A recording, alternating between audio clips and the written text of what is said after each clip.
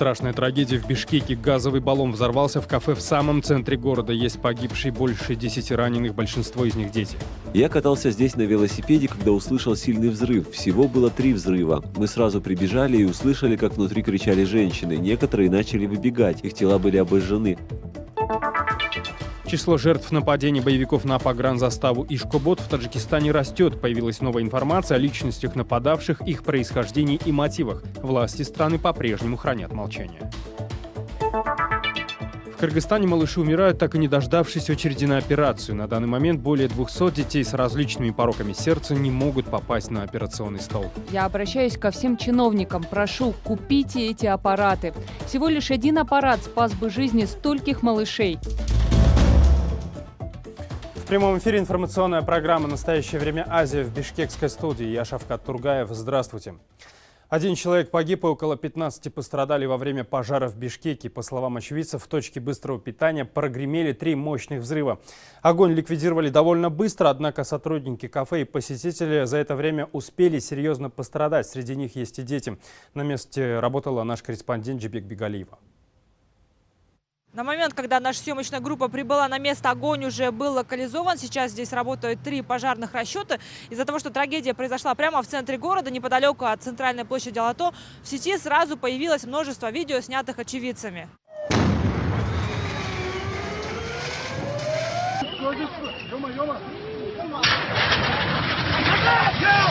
Некоторым из них даже удалось заснять момент взрыва. Очевидцы говорят, что их было 3, и все они были настолько сильные, что у них под ногами буквально затряслась земля. Те, кто был поближе к месту происшествия, рассказывают, что видели, как оттуда выбегали обожженные люди.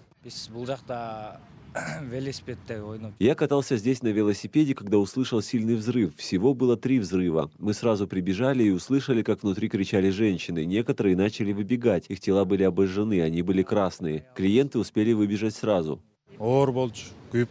Когда я приехал, огонь еще полыхал. Я увидел на скамейке одну пострадавшую. Люди кричали: «Нужна машина». Я вызвался помочь и повез ее в больницу. Состояние женщины было очень тяжелое. Она была в шоке. У нее обгорели руки, ноги, вытекли глаза. Она все время говорила, что у нее 3 детей. Женщина, оказывается, работала здесь. Но не все посетители и сотрудники кафе смогли выбежать из здания. Тело одного погибшего при пожаре, по предварительным данным, это была сотрудница точки быстрого питания, выносили уже потом, когда на место прибыли сотрудники скорой и милиции. Всего, по данным Минздрава, пострадали 13 человек, 3 из них дети. К счастью, ничего серьезного с ними не случилось, их сразу отпустили домой. Сейчас около 10 человек находятся в одной из городских больниц.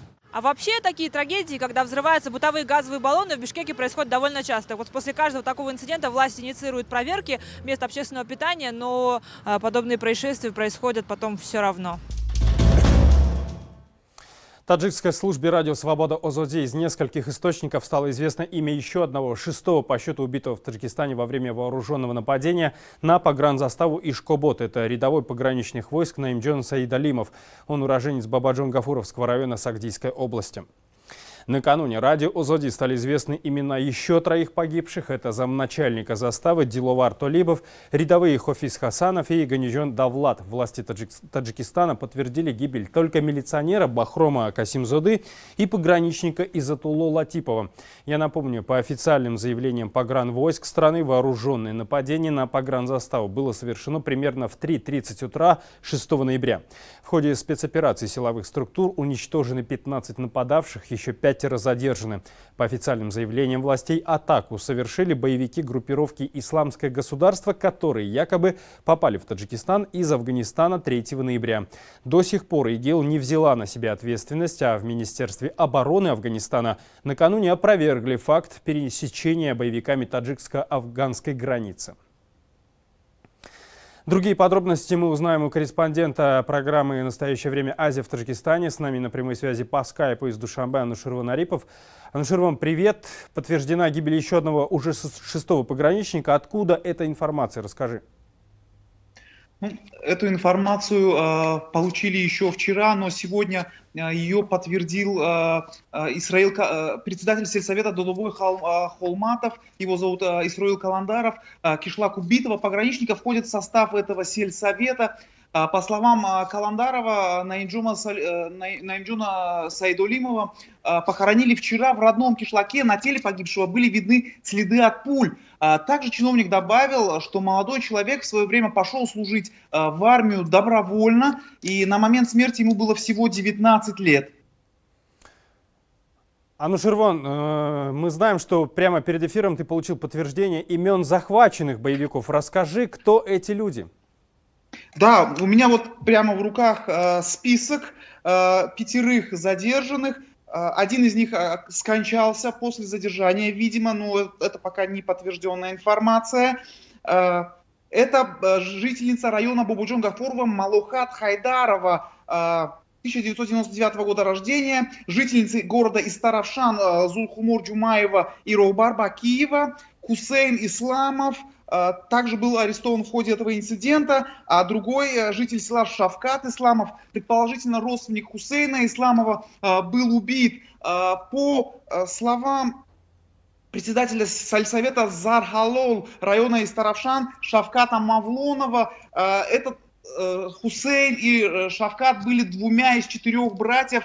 Они покинули родное село в 2014 году, и их настоящая фамилия, оказывается, не Исламовы, а Хомидовы. Также председатель сельсовета сообщил, что представители госбезопасности звонили им 2 дня назад и уточняли информацию о 2 братьях. Также в распоряжении службы радио «Свобода» в Таджикистане ОЗОДИ есть фотография одной из задержанных женщин. Но чтобы не помешать следствию, вот эту вот фотографию решили не выкладывать на веб-сайте и не демонстрировать. Анушервон, вот с нападения на погранзаставу прошло уже 2 дня, а в ИГИЛ до сих пор не взяли на себя ответственность. О чем это может говорить? Ну, действительно, власти Таджикистана в своих заявлениях 6 числа говорили о том, что возложили ответственность за нападение на исламское государство, но, как мы помним, еще в 2018 году, когда в Таджикистане было совершено нападение на иностранных туристов, буквально на следующий день в ИГИЛ взяли на себя ответственность за это, а сейчас уже идут 3-е сутки, но до сих пор никакой реакции нет, поэтому вот такое вот заявление таджикских властей вызывает сомнения. Анушервон, еще один вопрос тебе задам. Президент Рахмон по-прежнему хранит молчание, по крайней мере, государственная пресса ничего об этом не говорит. Как ты думаешь, почему президент не делает никаких заявлений? У нас не так много времени. Ну, судить о реакции президента или ее отсутствии я не могу. Можно сказать, что на момент нападения Эмомали Рахмон находился в Швейцарии, с визитом в Швейцарии. Сегодня он уже во Франции встретился с Макроном. Также у него прошли несколько встреч с гражданами Таджикистана, проживающими за границей, но ни на одной из этих встреч не было сказано ничего об инциденте. Анушервон, большое тебе спасибо. Продолжай следить за развитием ситуации. В швейцарском Цюрихе прошла встреча президента Таджикистана Эмомали Рахмона с президентом радио «Свободная Европа», радио «Свобода» Джейми Флаем. Беседа Рахмона и Флая состоялась через несколько дней после того, как МИД Таджикистана частично продлил аккредитацию некоторых сотрудников Душанбинского бюро радио «Свобода» ОЗОДИ. Во время беседы Эмомали Рахмон подчеркнул, что власти Таджикистана придают серьезное значение вопросам свободы печати и обеспечению свободы слова в стране. Глава Таджикистана также заявил, что слухи о прекращении деятельности радио ОЗОДИ в стране чистой воды ложь. Джейми Флай, в свою очередь, заметил, что журналисты радио «Свобода» не готовы отступать от высоких журналистских стандартов из-за угроз со стороны властей. Флай также отметил, что не может согласиться с ситуацией, когда журналистов радио ОЗОДИ аккредитовывают в Таджикистане избирательно или на короткий срок. Флай заявил, что если МИД Таджикистана не продлит аккредитацию всем журналистам и сотрудникам, руководство медиакорпораций пересмотрит свою деятельность в Таджикистане. Напомню, 31 октября, за день до истечения срока аккредитации 9 журналистов радио Озоди, МИД Таджикистана продлил ее только для 7, причем для 6 только на 6 месяцев и для 1 журналиста на 3. Частичное ее разрешение противоречит законам Таджикистана, которые требуют продления на год. 1 ноября президент РСЕ-РС Джейми Флай направил главе МИД Таджикистана Сираджиддину Аслову, в котором подверг критике решение внешнеполитического ведомства страны отказать в аккредитации некоторым журналистам радио Озоди и предоставить частичную аккредитацию другим сотрудникам. Он назвал такие действия препятствованием миссии организации в Таджикистане.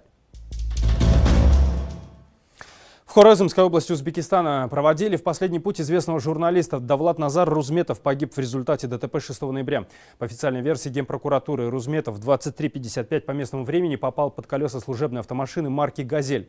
Трагедия произошла на 4-м километре автотрассы Ургенч-Хива. В момент наезда журналист переходил дорогу. Гибель журналиста стала шоком для его друзей и коллег. Некоторые его знакомые подвергли сомнению. Официальной версии властей Давлат Назар Рузметов тесно сотрудничал с узбекской службой радио «Свобода» Озодлик и за последние 2 года неоднократно подвергался аресту. Он был известен своими критическими материалами, а примерно месяц назад своим коллегам он пожаловался, что в последнее время находится под постоянным наблюдением. Из-за этого он был вынужден покинуть область и временно жил в Ташкенте. Однако неделю назад 48-летний Рузметов снова вернулся в Хорезм. Вот что он рассказал радио Озодлик. Во время ургенчских событий все иностранные СМИ брали информацию от меня. Даже тогда была прослушка, оказывается. Тогда я был в Андижане. Я с вами общался. Там тоже вызвали меня. Даже сейчас идет прослушка нашего разговора. Генпрокуратура Узбекистана по факту гибели журналиста начала расследование. Водитель «Газели» взят под стражу. За последние дни на допрос были вызваны его друзья, которые за несколько часов до трагедии последними видели Рузметова. В свою очередь правозащитники заявляют, что официальная версия ДТП вызывает много вопросов. Журналист постоянно чувствовал опасность. И вот в этой зоне опасности он продолжал вести журналистскую деятельность. Вдруг сообщение о том, что он попал в ДТП. Понимаете, конечно, в этой стрессовой ситуации человек действительно мог попасть под машину. Но с другой стороны, я считаю, что если в обществе существует опасность и опасная среда, в которой журналист пишет о событиях в стране, если он пишет аналитику и пытается довести до общественности вопросы, которые волнуют общество, то правительство, то есть власти должны обеспечить все условия для тщательного расследования. Общество вправе знать, в каких условиях работают правозащитники, чего стоит свобода слова в этой стране. Развиваются блогеры, блогерская сфера, вроде бы открываются новые онлайн-издания. Но почему гибнут журналисты? Почему закрываются СМИ? И пока все эти вопросы не имеют очевидных ответов, я считаю, что правительством должны обеспечены быть условия для расследования, именно независимого расследования. Ну а в эти часы в Елисейском дворце в Париже проходит официальная часть визита Эмомали Рахмона во Францию. Главу Таджикистана принимает его французский коллега Эммануэль Макрон. За день до сегодняшнего приема ряд международных правозащитных организаций направили президенту Франции официальное обращение. В нем они призвали Макрона не закрывать глаза на подавление инакомыслия, пытки, ограничения свободы слова и странной смерти заключенных в Таджикистане. В частности, организация «Репортеры без границ» призвала европейского политика на встрече с Рахмоном поднять вопрос о свободе слова. В обращении говорится, что несмотря на то, что свобода слова в Таджикистане гарантируется Конституцией, и ее ежедневно нарушают в этой стране, и там становится все меньше независимых журналистов. Также указывается, что с 2016 года политика Рахмона сместилась в сторону репрессий, и это вынудило более 20 журналистов искать убежище за границей. Правозащитная организация Human Rights Watch, в свою очередь, в открытом письме призвала Макрона оказывать давление на своего гостя, чтобы он освободил осужденного таджикистанского адвоката Бузургмехра Йорова и других политзаключенных, дела которых были изучены Комитетом по правам человека ООН. По оценкам этой организации, с 2015 года в Таджикистане более 150 человек, в том числе гражданские активисты и журналисты, заключены под стражу по политическим мотивам. Human Rights Watch отмечает, что подавление свободы выражения мнений, ассоциаций, собраний и религии распространилось практически на любые виды проявления инакомыслия, даже на пользователей соцсетей, которые за умеренную критику государственной политики получали тюремные сроки. Европейское турне Эмомали Рахмона сопровождается пикетами и митингами политических диссидентов. Сегодня две оппозиционные группы провели на улицах Парижа свои акции. Активисты запрещенной в Таджикистане группы 24 раздали парижанам брошюры о политике Рахмона, а другие оппозиционеры из Национального альянса Таджикистана, тоже запрещенного в Таджикистане, организовали многочасовой митинг на площади Республики. Накануне одна из акций оппозиции закончилась потасовкой активистов с сотрудниками службы безопасности главы Таджикистана. По утверждению оппозиционеров, во время пикета на пересечении улиц Боскет и Рю де Грюнель, где проходила встреча Рахмона с французскими бизнесменами, на них напали телохранители президента Таджикистана.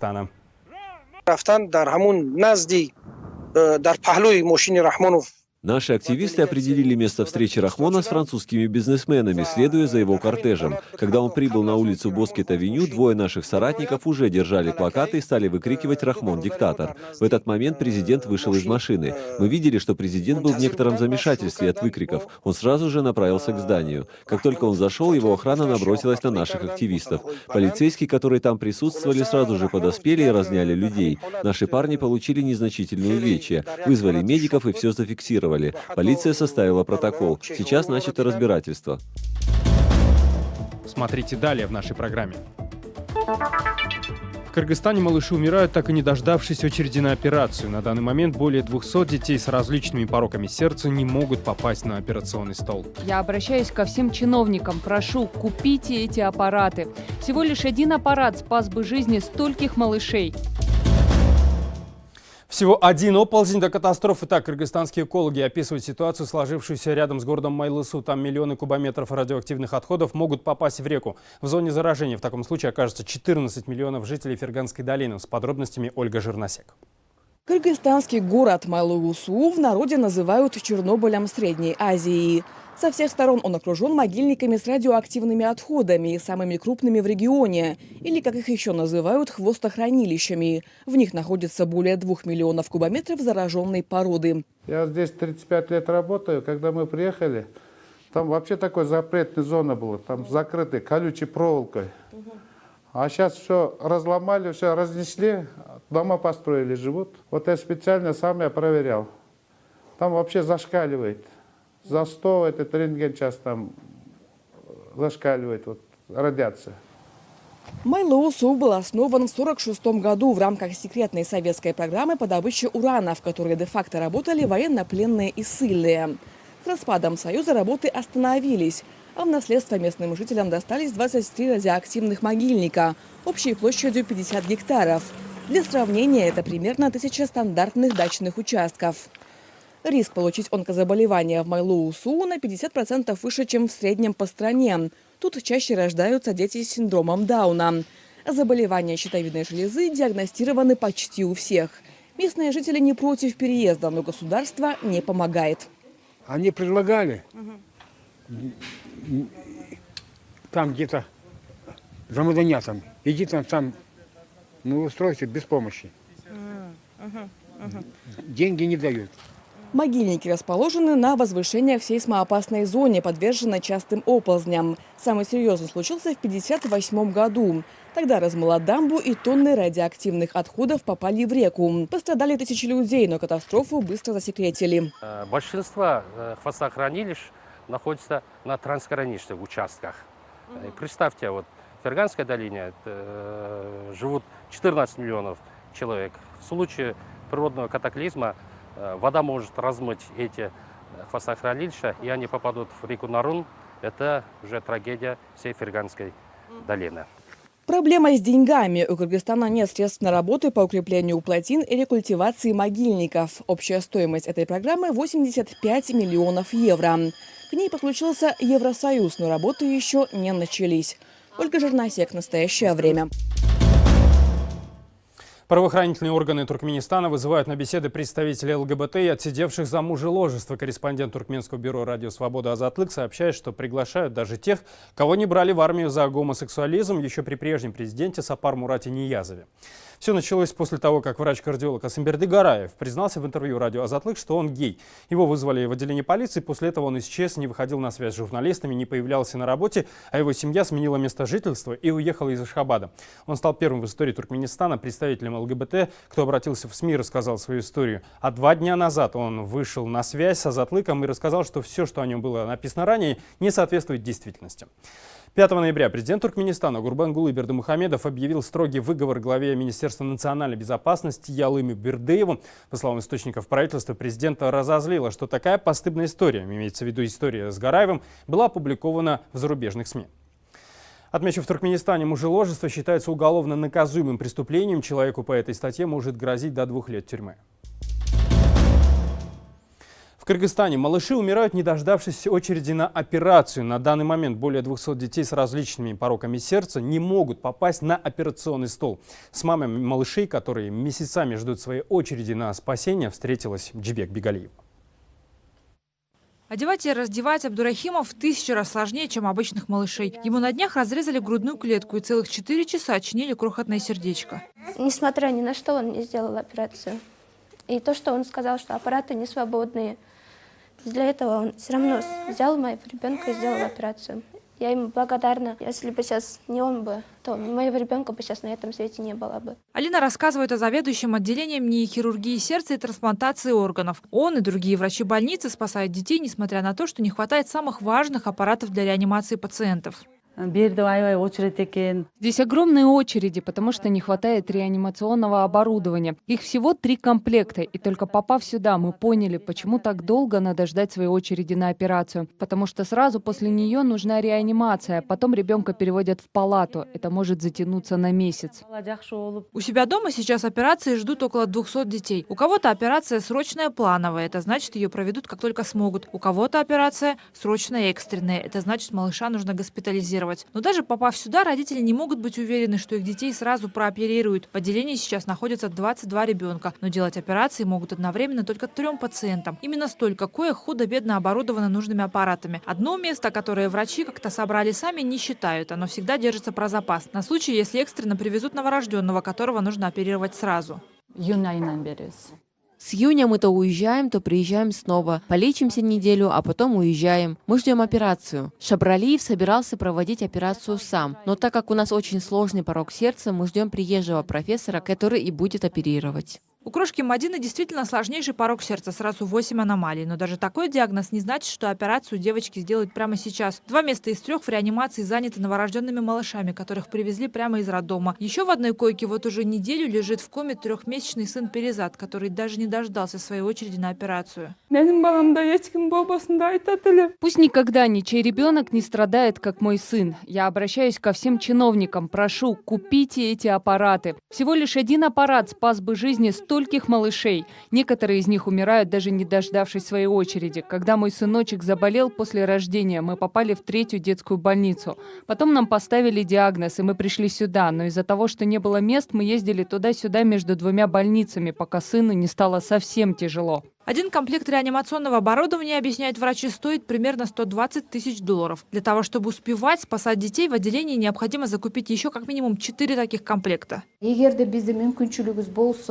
бы в больнице было больше койко-мест и пропускная способность реанимации была бы выше, мы бы проводили операции больных с пороком сердца сразу. Очень сложно сообщать родителям о болезни их ребенка, а еще сложнее потом отказывать, когда они приходят готовые к госпитализации. Многие не понимают, что у нас огромные очереди и пытаются решить вопрос через звонки большим начальникам. Но для нас все пациенты одинаково важны. Мы ставим в очередь в зависимости от их состояния и диагноза. Журналисты уже не раз писали и снимали материалы о том, как здесь в очереди на операцию умирают малыши. Несколько недель назад после одного из таких материалов в больницу приходила вице-премьер-министр Алтыная Мурбекова. Ничего конкретного родителям детей, которые месяцами ждут своей очереди на спасение, чиновница сказать не смогла. Джибек Бегалиева, Самат Алжибаев. Настоящее время. Азия. Бишкек, Кыргызстан. Это были все новости, о которых мы хотели вам рассказать. Смотрите нас в социальных сетях, в эфире своих национальных телеканалов и в прямом эфире круглосуточного телеканала «Настоящее время» в Ютубе 24 часа в сутки, 7 дней в неделю. Мы встретимся с вами в понедельник. Я желаю вам всего доброго. До встречи.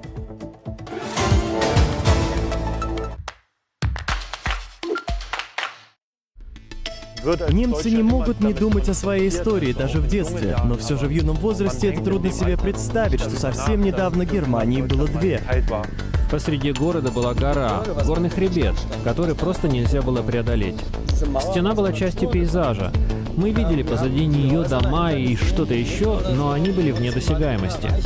Жаль, что стену не оставили стоять целиком, разобрали по кусочкам. Вот это был бы памятник. 30 лет без стены. Поворотный момент в истории Германии и всего мира в эфирах немецких СМИ. Назад в ГДР. Ностальгия российского телевизора. Как федеральные каналы с трепетом вспоминают о светлом прошлом страны немецких коммунистов. Закрытие интернета. Вступил в силу закон об изоляции российского сегмента виртуальной сети.